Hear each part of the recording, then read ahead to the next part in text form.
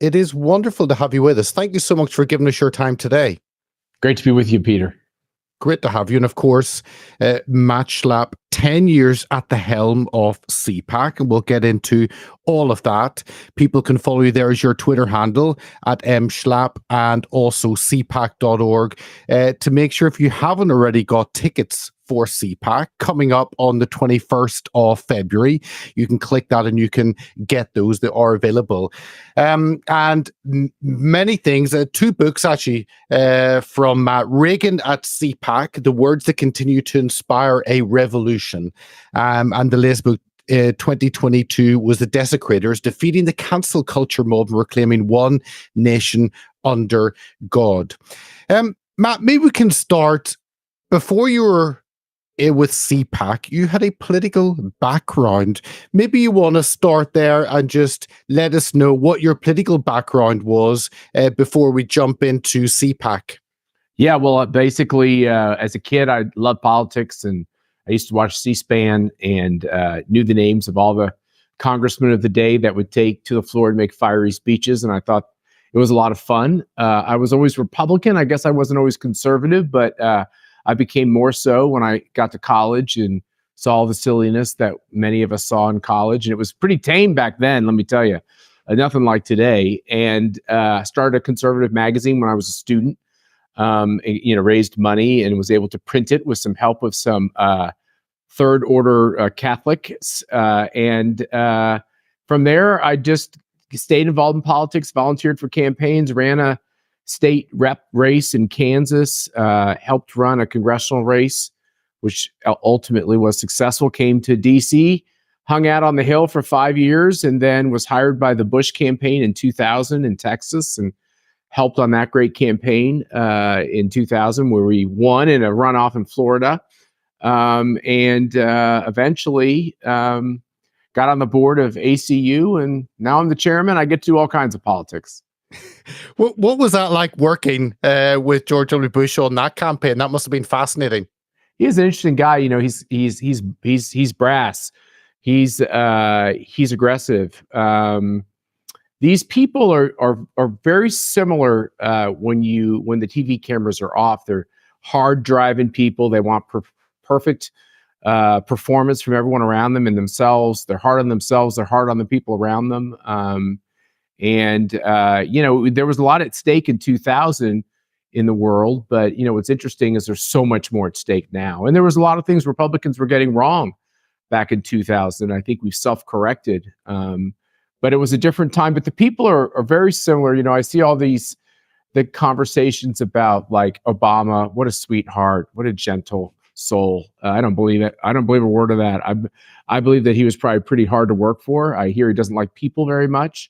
George W. Bush actually did like people, but he was tougher to work for than Dick Cheney. Dick Cheney was a lot easier to work for. That would, change the stereotype. My wife worked for Donald Trump, and she thought he was actually pretty wonderful to work for. So it's interesting when you get a glimpse of who the actual people are. Tell us how someone ends up leading the main conservative political conference in America that's literally known throughout the world. I wish I could tell you I had a great plan to get here. I didn't. I try to listen to God's voice. But beyond that, I kind of just stay focused on the future and go. And so it kind of fell in my lap because they were in financial problems.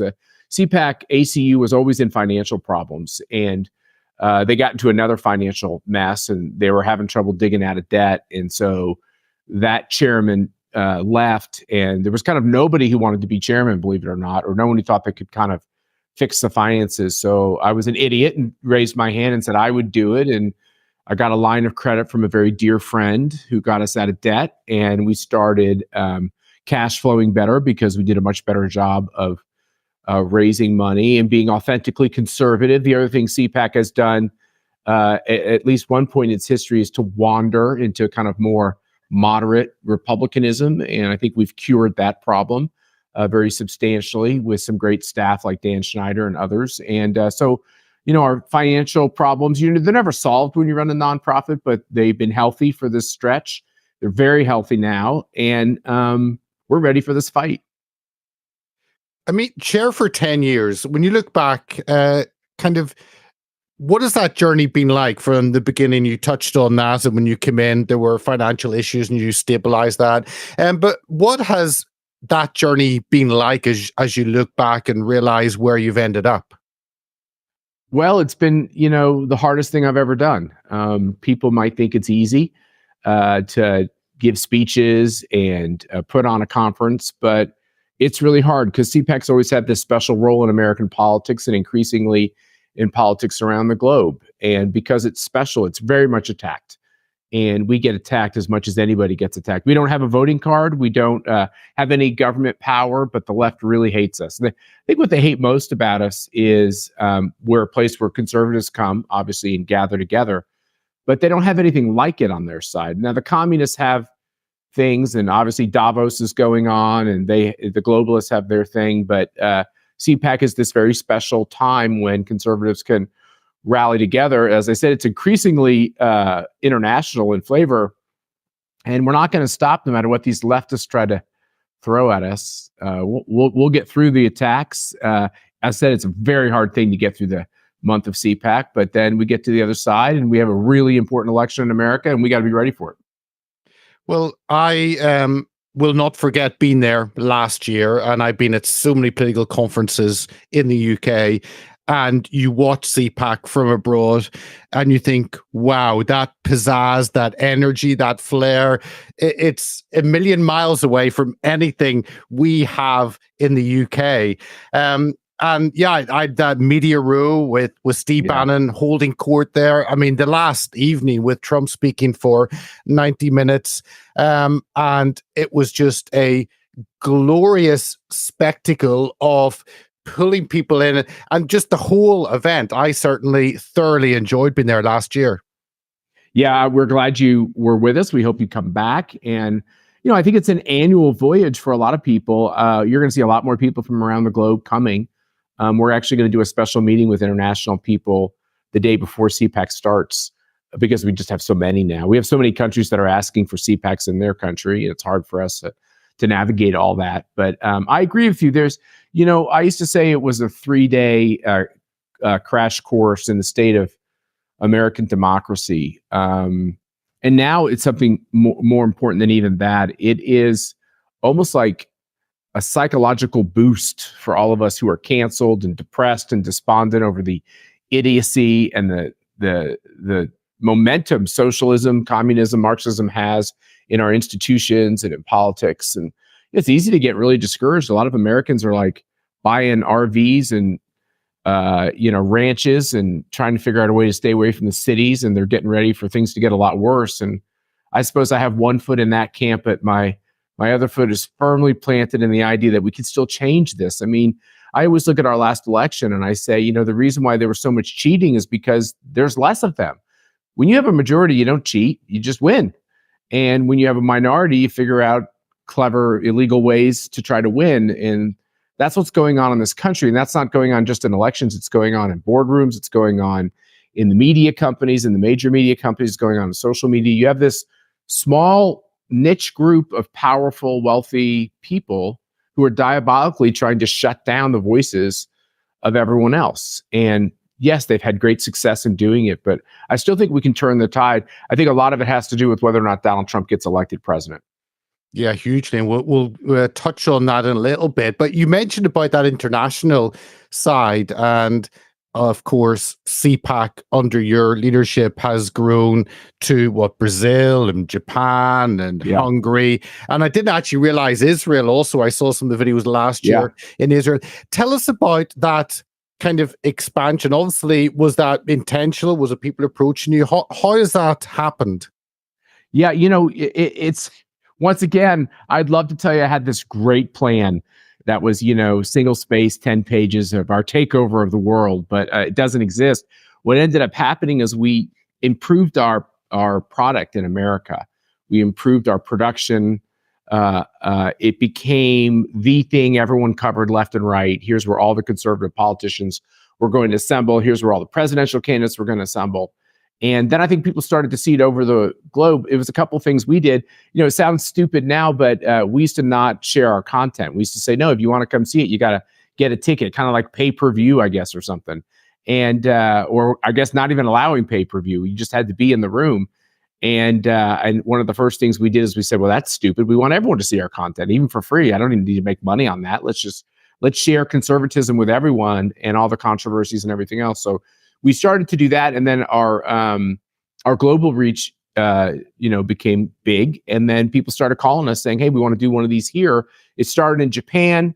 As you said, we then moved to Korea and Australia, and then Europe got into the game, and we have a very important CPAC every year in Hungary, and then South America got in the game, and the Bolsonaros wanted to have one in Brazil. We have several Central American countries who want to have them. Then Mexico with Eduardo Verástegui got involved, who's a great guy and a good friend. So yeah, we've got global reach. We're in all these continents, and the partners are amazing, and I don't see it slowing down at all. Well, tell us what that kind of relationship is like, because some of those countries have strong conservative political groupings. Obviously, Orban in Hungary, and when Bolsonaro was in Brazil. Other countries, it's much less so. I mean, how do you see your role fitting into those countries, especially some that maybe don't have a well-known conservative political entity? Yeah, so it's kind of different in every country, as you diagnosed. When there is electoral success and our ally is in the executive office, it makes it a lot easier to do these things. When they're out of power, you could get arrested. I mean, we had a CPAC in Hong Kong; it was very dangerous.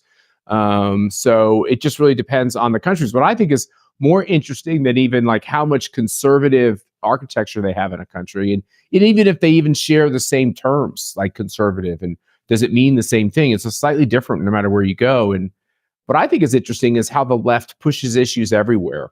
And conservatives really don't do that. We're nationalists. We focus on our country. We don't really focus on the other countries. Now, American presidents like Joe Biden, when they get into office, they push all this smut and all this progressivism through their foreign policy. We just tend to pursue basic terms like democracy and religious freedom through ours, anti-communism. But when the left takes power in America, it's all about the trans stuff. It's all about teaching kids about racism and teaching these kids that America is a bad place instead of a good place is as insane as that sounds. So each one of these countries, we've sometimes seen what's coming to America because it hit that country first. And other times the disease has already hit America, this disease of woke Marxism on a particular topic. And then you can see how they're starting to push it into the other countries. So we really can compare notes about what's happening in different countries. In Australia, they had their BLM constitutional revision national plebiscite on whether or not the Aboriginal people, darker skinned people, should have more congressional or constitutional rights than light skinned people. I mean, that was really a thing in Australia, and it was going to pass where they would give political rights based on the color of your skin, the exact opposite of what Martin Luther King preached in America. And I assume that they'll try to do that in America too. So it's interesting, these battles, to see how they're successful. And then we try to copy those things to be successful here as well. And how do you mean conservative concepts?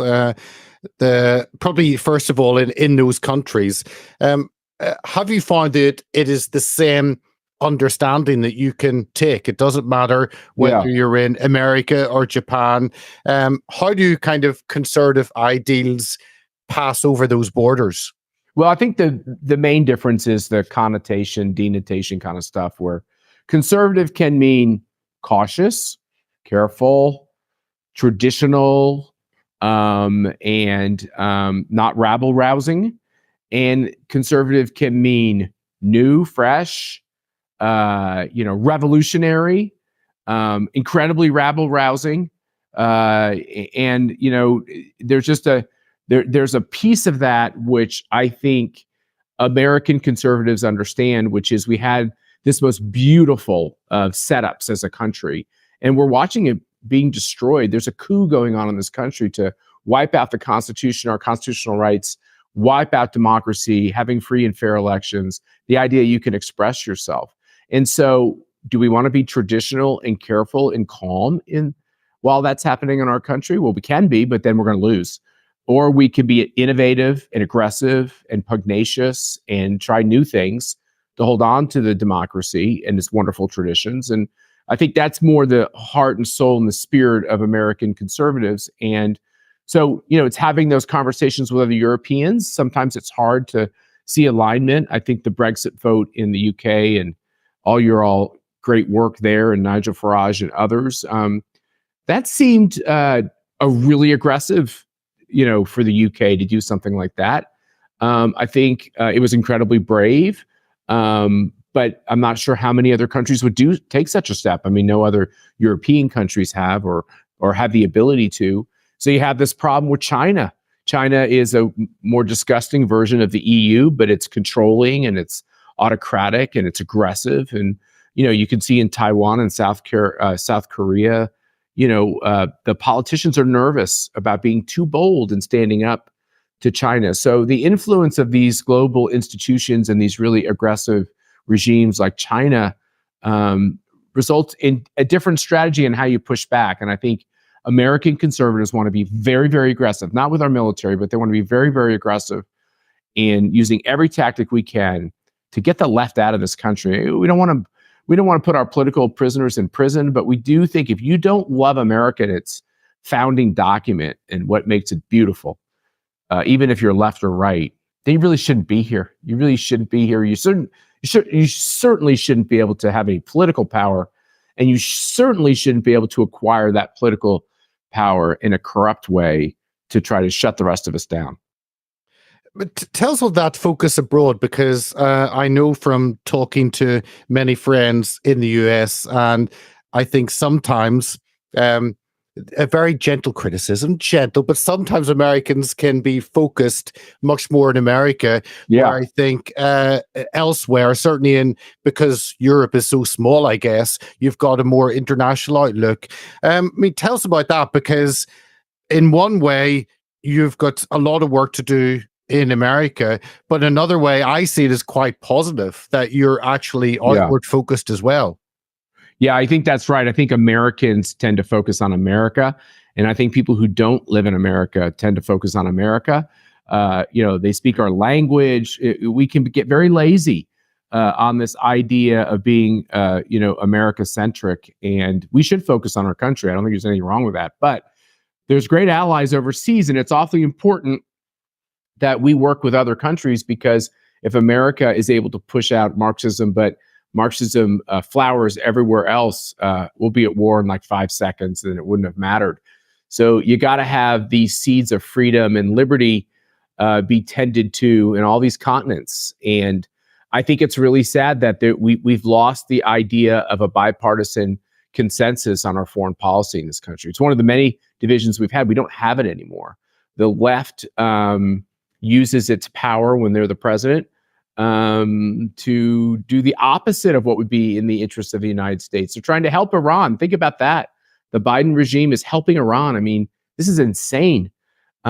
Israel's biggest enemy, the largest supporter of terrorism over the globe, and colluding with China, maybe Russia, to bring instability to the globe. So it's very important that, and I would just say for myself, let's take the high-mindedness out of this. It's a whole bunch of fun, and it's a real charge to meet with people in other countries who are making the same fight or similar fight to what we're doing here in America. I feel great commonality, brotherhood, sisterhood with them, and it's a fight worth having, this fight against totalitarianism and fascism and silencing, and we're going to keep doing it. How has that fight changed in the US, and how has CPAC's role changed? Because back when CPAC was formed, there was more common understanding of a lot of the issues that we now see blowing up in the culture war. So that, I guess, means CPAC's role has changed quite a bit. Yeah, it has changed quite a bit, because Reagan was our kind of godfather, and CPAC was established to really help Reagan become president. That was a big part of that. Our history was a big part of helping Reagan. And so people that criticize CPAC for being too associated with Trump and a politician, those people don't understand our history. It was always to be political and was always to help the conservative politicians, namely Ronald Reagan. But there was conservatives were dismissed back then, 40 years ago plus, and Reagan and other conservatives of his day wanted some self-respect. They wanted the Republican Party to respect the conservative voice because we believed we were the majority, even though I was pretty young at this moment. And conservatives wanted to show that they were the party of ideas, and that they should be taken seriously, and they were growing.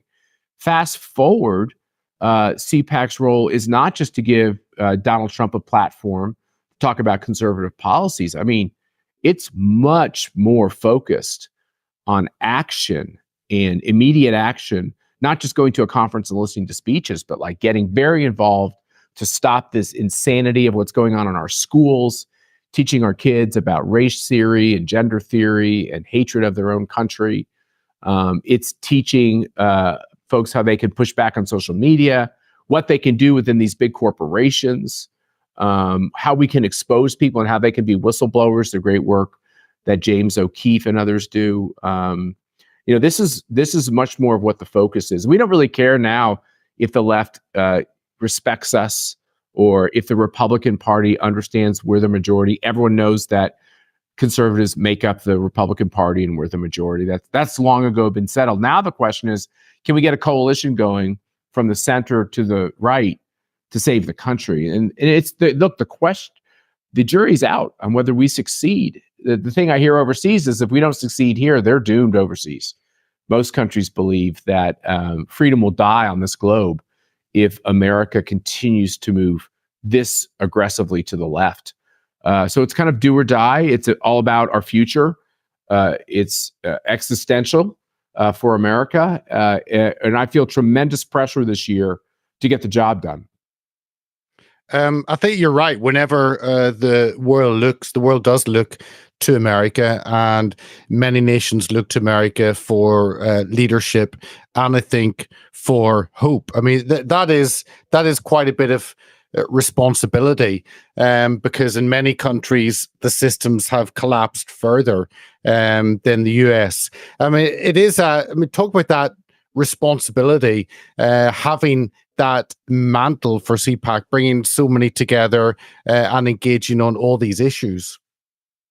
Yeah, no, it's a lot. It is a big mantle, and I think about those young kids who we protested with in Hong Kong with Gordon Chang, our great board member, and I'm so sad about how that ended. With COVID and the aggressive regime in Beijing, they were able to clamp down on the protesters. I'm sure many aren't with us anymore. I'm sure others are scared to death or somewhere in a camp. I think of Jimmy Lai, the really brave businessman from Hong Kong who stayed on the island instead of fleeing. He had billions of dollars. He could have taken his money and had a great life, but he decided to stay and fight. I believe much of his family did as well, and he's in prison for doing that. And I think he's a great hero of our time, a hero for democracy, a hero for economic freedom and the dignity of each human being. So these are real issues. I think about our friends in Israel. You said we had a CPAC in Israel. I think about that terrible attack on the kibbutz, and I'm nauseated by the response from quarters in America that have embraced Hamas and this idea that Israel wasn't really ever a country till it was created in 1948, and that was done because of racism and other reasons is repugnant. And we're going to spend a lot of time talking about that. I mean, why can't we respect each other? Why can't we respect people of different religions? I think this is something taught to these young Arab kids to hate Jews and to hate Christians. By the way, Christians are being persecuted all over this globe at alarming rates, and that's unacceptable. And that's a fight we care about. We're involved in the fight against human trafficking, which is maybe the least reported and most diabolical aspect of our modern culture. The idea that kids, refugees, immigrants, whatever the media likes to call them, but kids are literally taken from a country, sometimes sold into human slavery by their own relatives and taken to other countries where they are, used in sexual trade and in other illegitimate pursuits. And we ought to be able to speak up about that. That shouldn't be a left-right issue, but unfortunately it is. We've seen this with Epstein Island, that the left covers up for its bad behavior, and it always just focuses on every conservative being immoral or terrible. And by the way, I don't know if you know this, but it shouldn't be just Republicans who go to jail. And that's what's going on in America. You have a lot of conservatives and Republicans who go to jail. They get convicted, they get persecuted, prosecuted, simply because of their political views. And the opposite happens in America. If you have the right, left-wing, hip, chic views, you're immune from so much of this. And that's wrong. And we got to get our justice system back to be blind. Lady Justice is supposed to have a blindfold over her eyes because she doesn't care about the individual person as much as she cares about the circumstances that arise in a court of law. And we've lost that in this country. And Hunter Biden is example number one, and the pursuit of Trump is example number one in all of that. I mean, yeah, how do you push back against that, the institutions that are hell-bent on destroying the country? I don't know if in the UK we call it the long march through the institutions, and how communism has marched through and taken control of large sections of society. Yeah. I mean, how do you, when you're bringing people together, you're obviously providing hope, and that grouping together is exciting, and people realize they're not alone, all of that. But yet, unless those institutions are radically altered, it's difficult to see kind of where that positive future is. Well, I'll tell you, it is very nerve-wracking to criticize our Department of Justice, because I do worry that they're going to knock, come to my door, and that's what they've done. If you're too noisy and too effective, they come get you, and they come get you on probably some different charges, but they find you. They somehow find a way to tie you down legally. I can't tell you over the course of the last year how many people I know have called me, crying because they're subject of a quiet investigation, one that's destroying their financial security, their harmony in their house, their future, their careers. And once again, this is a crime that is perpetrated against Republicans over and over and over again, who dare to be effective in politics. So yeah, I think it's worrisome. They have so much power, and that's really, I sound like a lefty now. I don't like these law enforcement agencies having so much power. I don't like them having the power to destroy. I don't like them having budgets that aren't scrutinized. I don't like the fact that Republicans are caving to the idea that the FBI needs a lot more money and a lot more power and a lot bigger, shinier headquarters, when they did all of this terrible, illegal activity aimed at Republicans. I mean, there should be a price to be paid. Let me tell you something else. We also ought to pay all the legal bills for all these people who have gone through this torture. And on the other side, it's so transparent that it was done just for political reasons. They ought to be paid back. There's no convictions.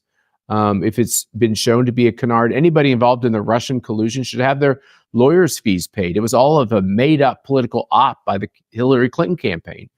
And maybe Hillary should pay all these legal fees. She's the one who invented this whole story. And it resulted in eventually in a special counsel and going through all the paperwork and all Donald Trump's background, and then anybody who had anything to do with him. And, same thing on J6. You have a protest, a violent protest, which a lot of us could barely watch on TV. It was heartbreaking. There was a lot of questions and confusion and concern. But at the end of the day, 4 hours on the Hill has resulted in 2 years of being held in prison without being able to go to court. Thousands of people are being pursued. More people are being pursued for J6 than human trafficking. Think about that. Or other crimes that are happening in our society. Once again, the big mistake, people who protested on J6, their biggest mistake was not breaking this or that law. Their biggest mistake was being a Trump supporter, because there's no acceptance of that. You can be a Black Lives Matter. The President of the United States can be waking up and moved to the bunker because they're so afraid that the BLM protesters will pierce the White House and not one person will go to jail. And if they do go to jail, Kamala Harris will bail them out, which is what she did with those folks. The Hamas folks were at the White House the other day, protesting in front of the White House, violently shaking the gates. Not one person was arrested, but those folks who shook the security gates at the Capitol on J6, some of them have had their prison sentences made longer for merely touching that gate. Now, I'm not saying that an unruly mob is the way we should govern our country. I think we should follow the law. Everyone should have to follow the law. But there has to be some fairness in how a Democrat is treated and how a Republican is treated. Well, we've had Jake Lang on a few times, and he's one of hundreds that are imprisoned. Brandon Strachan, and I know he has been hounded. And those are two examples. But how I kind of am curious looking at it and thinking, I don't know if there's enough anger at what has been done against Republicans and conservatives. It seems to be hot air, but you're right. You're talking about paying the bills. That would be a place to start. And I wonder why that anger has not transpired into more action. Well, I think, unfortunately for the people associated with J6, they must feel completely forgotten. But I think over time, more and more people realize what a travesty this has been. In the beginning, I think there was a shock from a lot of Republicans who thought, well, this is not the right way to protest what happened at the election. And I'm a big believer in outrageous amounts of voter fraud in 2020. But still, a lot of people didn't know if they understood what happened around J6. And one of the reasons they didn't understand is there was a very well contrived, we say, narrative in this country from Nancy Pelosi and from the national media to give you one view of what happened on J6, to not share the information, to not share the security tapes. It's important for people who believe that all these J6 people should go to prison. They should look at these tapes, and you see these tapes, it really gives you a broader perspective of what happened that day. I'm sure there were some folks in the crowd that were more aggressive than others, but I know lots of people who were there, and the only thing they cared about was their country and making their voices heard, that we should follow election laws. And the irony is the people that protested not following the election laws went to prison, and the people that violated the election laws did not. And that's just, in a nutshell, what the problem, what's going on in my country. 100%. Can I ask you the CPAC's relationship with the Republican Party? Yeah. I mean, since one Donald J. Trump has arrived on the scene, it's kind of changed that landscape. When you drop someone in who is a disruptor like that, and you now see kind of maybe different wings. Maybe there were different wings in the Republican Party, but certainly from abroad, you see that certainly much easier. And I'm wondering, how does that affect kind of CPAC's relationship with the Republican Party? Because you deal with everyone in the party, wherever they are on the spectrum. Yeah, that's right. I mean, I would say that in the past on our board, we had a lot of committee men and women who were on the board of the RNC, the Republican National Committee, and I think that's less so now, even though we have some. I think that there was a much closer relationship between the party and CPAC over a long period of time. And I think we view ourselves as plenty independent from the party. I think we're actually more important than the party organization. They usually have more money, and they're like a financial institution because the laws are set up in a way where they can raise money in a kind of a better way, in a more efficient way. I think they serve a very important function in our politics. But I think the biggest problem with the RNC is it seems so soulless to people. The Republican Party seems soulless to them. It just seems like they're mercenary just to get Republicans elected, and they don't talk a lot about why. And I think that's why groups like CPAC are important, because we have very public debates and fights on what we should be, what we should stand for, and why it matters, and why the grassroots matters. I mean, the other thing that's going on in America is this struggle between the donors and the grassroots folks. And CPAC has donors, and we have tons of grassroots folks, but the decision was made a long time ago that it doesn't matter how much money you have in terms of your voice. And I think for parties, that's harder. They have to kind of kowtow to these people that write these large checks. We do not have to do that. And I'm lucky because the people who write me large checks like the rabble-rousing conservative nature of what we do. They like the fact that we didn't say no, we didn't become never Trumpers. I mean, I was asked to write an article for that original National Review to say that I would never support Trump. And a lot of people I respect wrote articles, and I didn't, because my daughter said to me, "Dad, why would you do anything to help Hillary Clinton?" It was kind of simple math in my head. And I liked Donald Trump from the first time I met him, but a lot of people don't. I mean, that's freedom. You got the right to like people, not like people. And I think a lot of these people were just offended by the fact that he thought he was going to come into DC and just take over. And I thought it sounded rather delicious. So there you have it. I think we're going to get 4 more years of this fight. It'll be very painful for my wife and me. We've lost lots of friends who we used to hang out with, and we had their esteem, and we don't have their esteem anymore. And I don't care. We're going to do what's right. We're going to try to save our country. I think we've got to save the country. We're going to get a reprieve from this rise of Obama socialism. And then I think the world's going to breathe a little bit easier. You finally have people being honest. Even Jamie Dimon said the other day that Trump's policies were better than Biden's policies. They were the right policies. So, everyone knows that. They just don't say it because they're either timid or they're haters. And I don't really want to hang out with haters or timid people. I want to hang out with patriots and lovers who want to help other people and grow freedom in this country and around the world. And I think we're on the rise. I think we're going to get the job done. I mean, how difficult is it to stay out of those specific debates of supporting one candidate or another? Because you'll have strong views, and yet CPAC, in effect, is a coalition of many people within the Republican Party and wider. It must be difficult sometimes to stay out of maybe some of those discussions of backing one or another, especially in the middle of a primary. Well, we endorsed Trump before Iowans voted. But we had this debate at the board level as to whether it'd be better to wait until people voted, until we weighed in. And, people have different opinions. There's maybe not a right or wrong decision there. My view was the campaign had kind of ended. We had all these silly debates. We had all these TV ads. We had all the fiery speeches. And the choice is pretty clear. Do we want to go back to Trump and Trump policies or not? And everybody was running on Trump policies, but we had the real thing. Why did we have to find the alternative when we had the real thing? And, when Ronald Reagan served his 2 terms, they all wanted to be Reagan still. But Reagan couldn't run. So that made more sense. Let's find the best alternative to Reagan who embraces his policies. But when Trump is alive and vigorous and healthy and wants the job, why would you then turn to an alternative? And it was nauseating to listen, and continues to be, to listen to other candidates say, well, I'm younger, or I'm darker skinned, or I have a vagina. Who cares? Congratulations. I'm very happy for you and your complexion and your heritage and your this and your that. But I don't really care how old you are. I don't care, how tall you are. I don't care how good your hair is. Are you going to scare the bejesus out of the regime in China? Are you going to scare the bejesus out of these woke CEOs who are destroying my country and our kids and our grandkids? Are you going to scare the bejesus out of the left-wing NGOs that are doing everything they can to destroy my country? That's what I care about.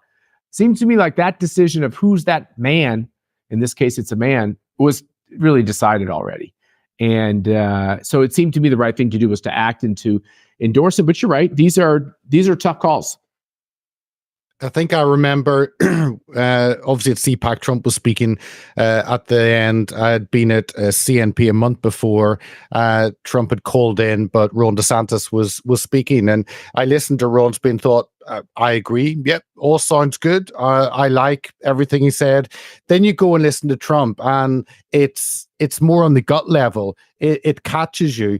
And that's something we certainly miss in the UK, that politics catching you at an emotional, at a gut level, and not just kind of ticking off. And I think that's certainly what I enjoy watching about Trump, that he just catches people on a different level. He does. He's a great communicator. He's incredible. What people don't understand about him is he's incredibly well-read. He's incredibly well-informed. He's no kind of policy expert, thank God, but he knows exactly what's happening. He can get anybody on the phone and talk to him about a complicated issue, and he does. And he probably spends more time talking to people on the phone than any politician I know. And so when he weighs in on something, he's thought about it. He has always a clever approach, an interesting read on it. And usually it's based on the input he's received from people who are working the problem in that part of the economy or experts in some way. And I always, when he says something everyone thinks is a little crazy or a little off, I've learned to breathe because I know there's usually a reason he's doing it. Now, there are times when I'm in the know as to why he does something because he does have information people don't have. And there's sometimes when I'm not in the know. But I've learned to not jump on the CNN bandwagon of why is he doing this thing that makes no sense, because there's a real method to him. And I learned that when he said that Trump Towers have been bugged. I was at CNN doing a hit explaining what he meant by that tweet. I ran into a very prominent Republican who chastised me for being a shill for Trump when Trump was saying something crazy. And I said, no, I actually had talked to people in the intelligence community and knew that he was being surveilled to some degree. So like I had confidence that he knew what he was talking about. One of the things that's interesting about Trump is he doesn't use all the language of the smart set in DC, all the acronyms, all the things, all the way we're supposed to talk. He talks at a much more kind of basic and plain level. And when he does that, they kind of mock him and giggle at him. But it speaks to the American people. And I think when you borrow the jargon of the jailers and the bureaucrats who are trying to destroy you, I think you empower them. And I love the fact that he uses his own language. And it's one of the reasons why he's so successful. Can I just finish off just asking you about the media? And, well, I will not even go on CNN needing Trump because he boosts their ratings. But on the other side, on the conservative side, with, I guess, Fox falling out of love with Trump, the rise of alternative media outlets. I mean, what role does media now play? Because the landscape is very different from even 10 years ago. Well, I think at CPAC, we're going to be very, very welcoming of these alternative media outlets because they've been very good to Mercy and I. Fox has been outrageously nasty to Trump, unnecessarily nasty. I think Fox believes that they get to pick, like you said earlier, isn't it hard to pick which candidate? It's a real responsibility. And I think Fox believes, mostly because they're in New York, and my parents were New Yorkers, so I can get away with saying this, but New Yorkers do always think they're in charge of everything. But they really do think that they will dictate to the American people what their tastes are. And they don't like their viewers. And that's one of the reasons why they're having so many problems. They used to respect their viewers, and now they're embarrassed to be associated with their viewers, and they're trying to get their viewers to change their minds. And their viewers, smack them back by saying, no, we actually want Trump, even if he doesn't appear on your airways very often. And for all of us who spoke up for Trump for all that period of time, and we also appear less on their airwaves, it's a hard reality. It's been kind of unnecessarily nasty, even with friends of mine. And I hope they self-correct and realize that when you're a media outlet, you're there not to be a political party, but you're there to have a forum to talk about these things, but more than anything, to report on the news. I'd love it if Fox got back to doing that. And I'd love it if these other outlets got back to doing that. I used to appear regularly, almost daily, on CNN and MSNBC, and I haven't been on their airways for years because they believe Donald Trump is like a Nazi, and to associate with him is akin to associating with Hitler. And I think that's just so disgusting, so arrogant, so wrong, completely the opposite of what's truthful. I mean, nobody was a better president for the state of Israel than Donald Trump. Nobody. And nobody has stood up for the little guy more than Donald Trump. And I know this with his work on criminal justice reform, which is one of the reasons why he's getting historic levels of support from the Black community, because he knows what it's like when government uses its power to destroy you instead of to help you. And that's one of the reasons he's appealing so well to these folks. But for these media outlets, I think Tim Burr, push him over the edge of the cliff. If they're going to stay on the course they're on, just go away. And what many of us have learned to do is to turn off the television, get your news and watch your shows on your devices and on your computer. I was walking through Old Town last night, and this woman, Black woman, it's amazing how many times it's a minority, even though, once again, that's not the most important thing in life. She got out of her car and she goes, Matt Schlapp, I love you. And I was like, oh, do I go to church with this lady, or who is she? And I turned around and I said, I love you too. And she said, I know you because I watch you on War Room with Steve Bannon. Now, who would think that a Black lady in Northern Virginia is watching Steve Bannon on War Room? But I'm telling you, more and more people are watching these alternative media sites and turning off the lamestream, the mainstream, the corporate media, which hates us. We should stop, subscribing to their services and watching their content. Yeah, the power of alternative media. Matt Schlapp, I really do appreciate your time. Thank you so much for sharing with us not only your political background, but the journey that you've had with CPAC. Really do appreciate it. Thanks for having me on. I know it's a great show, and I appreciate all the great work you do getting the real truth out there.